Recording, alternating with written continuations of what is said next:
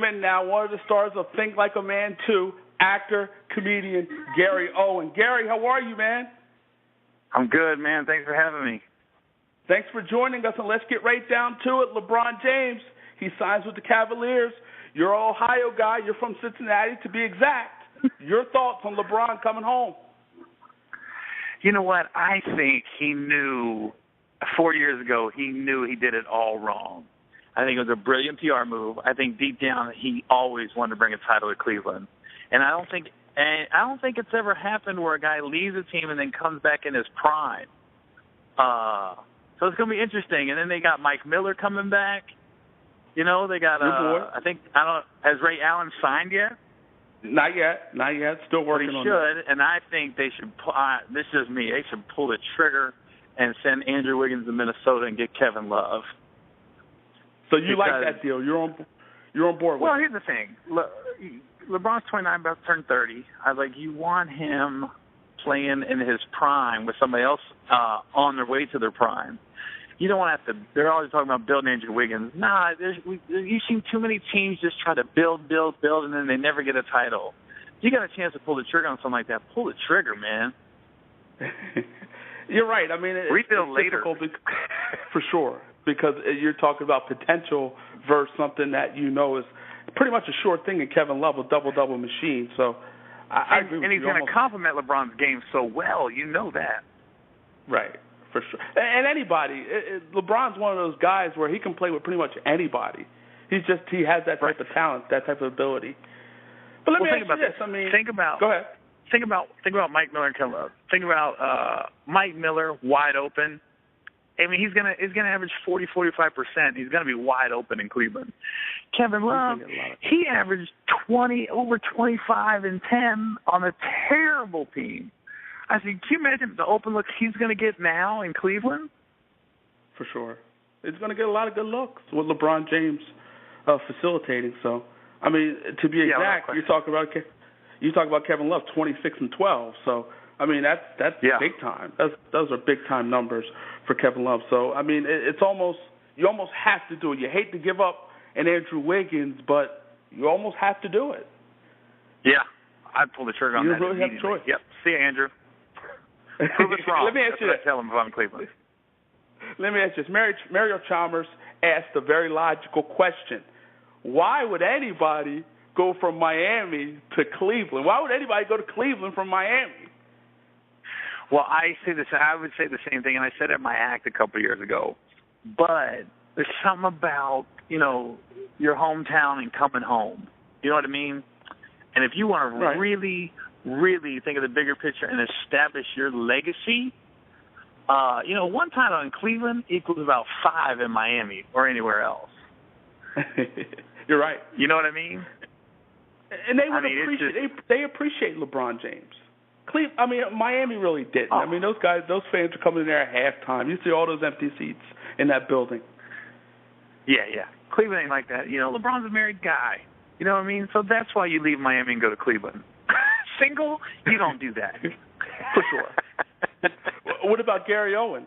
Does he go to Cincinnati? Does he live in Miami? What would he choose? I'm staying in Cincy. You know what I mean? Okay. I like Miami in doses. Just like when we shot Think Like a Man 2. We was in Vegas for 2 months. Way too long to be in Vegas. So all the excitement was gone. When we wrapped, I was ready to get out of Vegas, and I haven't been back since. I got my fix. Right. It makes sense. We're talking to actor, comedian Gary Owen, one of the stars of Think Like a Man 2 in theaters. Now, let me ask you this. You're a Cincinnati guy, so obviously you're a Bengals fan. We all know the situation with the Cincinnati Bengals. Last 3 years, they got to the playoffs. The last 3 years, Andy Dalton has been god-awful in the playoffs. Can the Bengals win a Super Bowl with Andy Dalton? We should win it. You know what I mean? I always say, don't compare him to Peyton and Eli. We'd be happy if he turns out to be a Mark Rippon. You know what I mean? Just give us one title, Andy. Use those weapons around you, or Joe Flacco for that matter. You know what I mean? We can definitely do it. And what I love about this year, and I am that guy, I'm not even going to say, I drink the Kool-Aid every summer with the Bengals. So what I love, though, is I love how they just moved in Hugh Jackson to be the offensive coordinator. He said right off the bat, we're going to be running. So running backs, get ready because you're going to need the ice tub. And he's going to kind of take it out of Andy's hands, and he's telling Andy what I love about Hugh, that I think Jay Gruden was great for the team at the time, but sometimes I think he tried to outsmart himself. You got A.J. Green, you don't use him as a decoy. You go to him. That's what we did against Houston 2 years ago. I think you use him as a decoy the first half, you outsmarted yourself. For sure. So you use believe in Andy Dalton? You believe in Andy Dalton? What's that? You believe in Andy Dalton? I think this is the year. Let me tell you something. This is the year. I believe in him as far as, like, I think he's solid. Do I think he's Pro Bowl? Do I think he's an elite quarterback? Not yet. No.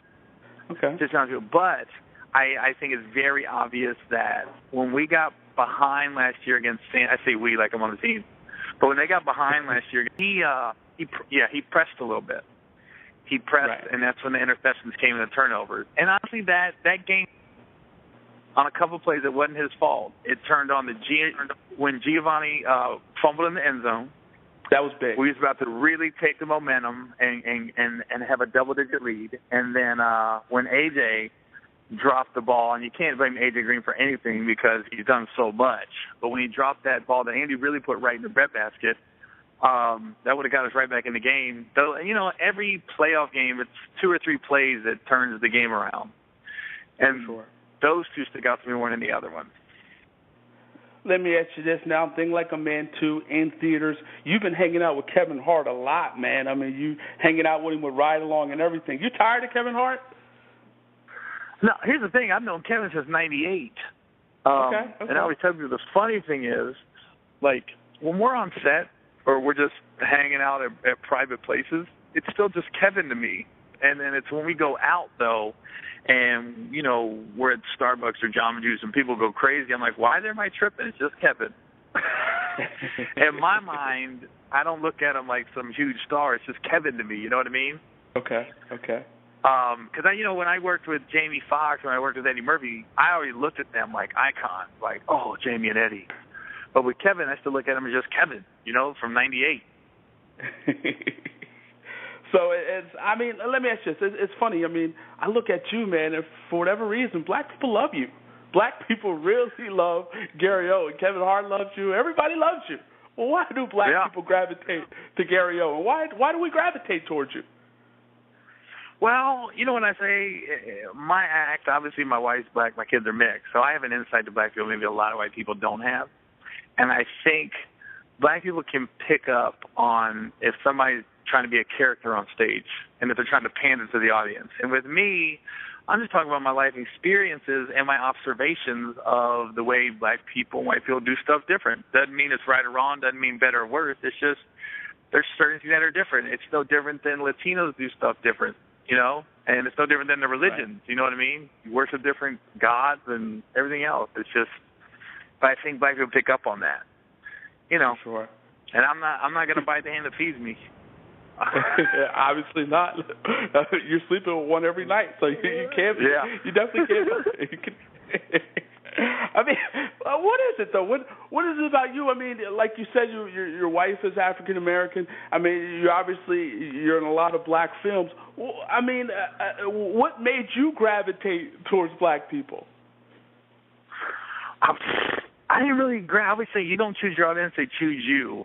And it's just for whatever reason, when I first got to L.A., most of the stuff I've been on was black stuff. I've been in 2 sitcoms, The Wayans Brothers and House of Pain, both black sitcoms. First time anybody saw me on TV was on BET Comic View. So obviously the people watching that stuff on TV are black people. So obviously that's who's going to recognize me when I'm at the airport or the mall and stuff. And that's who's my thing is. But I tell you, the last couple of years since these movies have come out, and, my exposure's been a little more widespread. There's a lot more white people coming out. And I got to say with YouTube now, they just, and it's funny because I'll get comments like, why are all these black people paying to see a white dude? Like it's an anomaly. You know what I mean? But it's no different than Wayne Brady. Wayne Brady? Right. Wayne Brady's got all the white people. You know what I mean? Right. So I guess he has his market, you got yours. Everybody has their market, right? As long as you have a market. You know what I mean? For sure. Let me ask you this. I mean, Think Like a Man 2, we had Think Like a Man, the original. Now you have Think Like a Man 2. A lot of people believe that, the sequel is not really as good as the original. Is that the case with this particular film?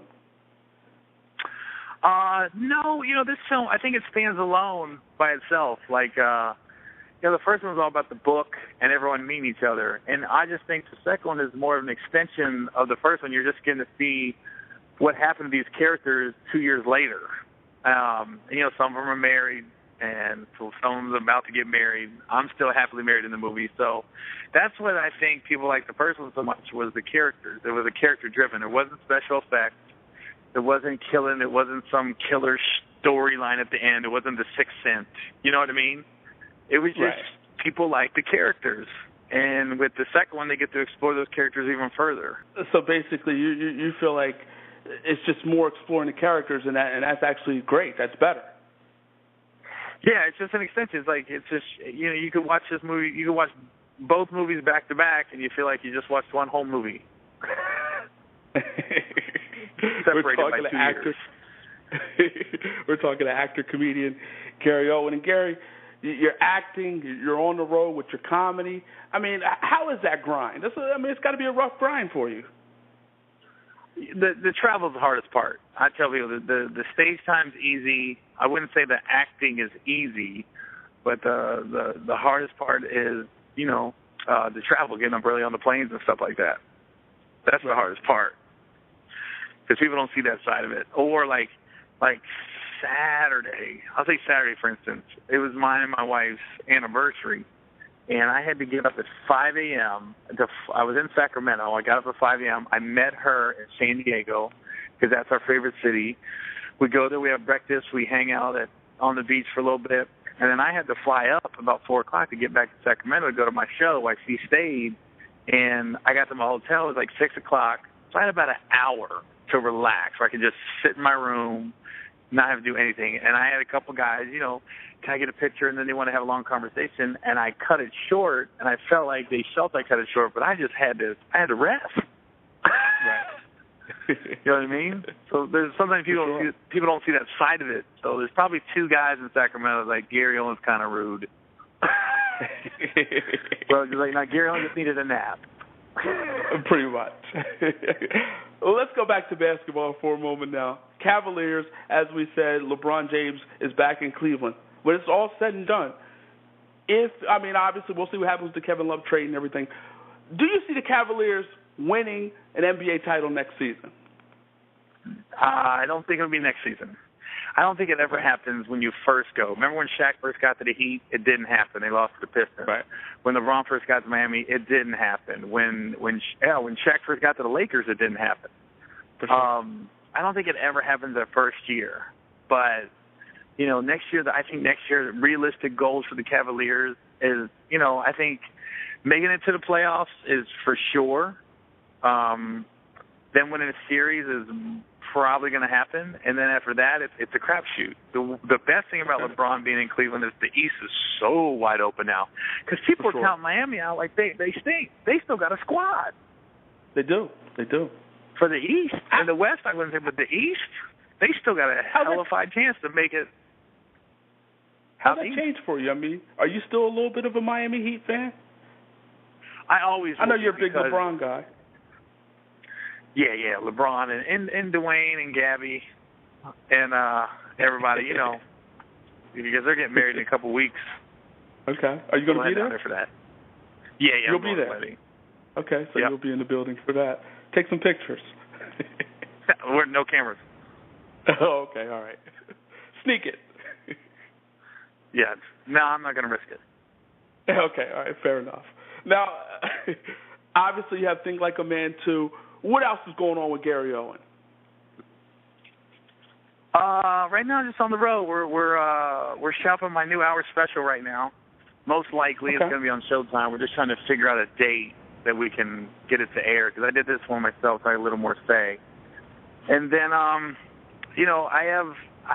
learned a long time ago never talk about a movie coming out until you have a definite release date, because those can change. Okay. The first movie I ever did was with Jamie Foxx, and we shot it, and it didn't come out for 2 years later. And I kept telling people, I got this movie coming with Jamie Foxx. And then I go to the city, like, dude, you said that last year. I'm like, oh, yeah, it came out in Germany. You're going to release it. So I filmed a couple of things, but there's no release dates yet. So I can't even really say nothing about it. For sure. We'll see what happens. Fans, this guy will be in Texas. He will be at the Improv in Addison, Texas, July 24th to the 27th. Also, he will be at the Houston Improv, July 31st to August 3rd. If you're in those areas, support all the great things going on with Gary Owen. Also, hit him up on Twitter at Gary Owen Comedy. You got a website as well, right? Yeah, this is GaryOwen.com. Hit him up on GaryOwen.com as well and support all the great things going on with Gary Owen. Gary, pleasure talking to you, man. Wish you nothing but the best of luck moving forward. Let's do it again. Thanks, man. I'll call you once the Bengals win the Super Bowl. I don't think you'll be calling me then.